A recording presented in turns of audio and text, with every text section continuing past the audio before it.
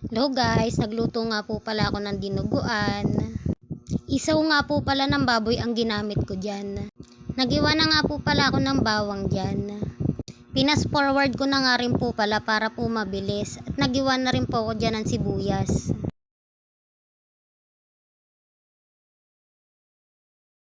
At isusunod ko na nga rin po palang hiwain dyan yung siling green. Tapos po yung luya.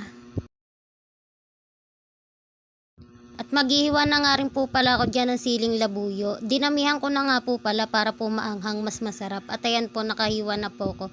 Nilaga ko na nga rin po pala dyan yung isaw. At nakapagsaing na rin po ako. At ayan po, pinas forward ko nga po ulit at naghihiwa na nga po ako dyan ng isaw. Pinutol-putol ko lang po sa maliit. At naglagay na nga rin po pala ako dyan ng mantika at nilagay ko na po dyan yung luya. Sinunod ko na rin po dyan yung bawang at sibuyas. Tapos nilagay ko na rin po yung siling labuyo tsaka yung siling green. Ayan, gisahin ko lang po.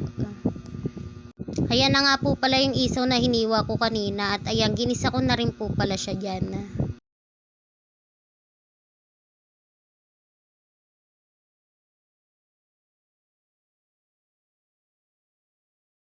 At nung pagkagisa ko nga po pala, ilalagay ko na rin po dyan yung dugo.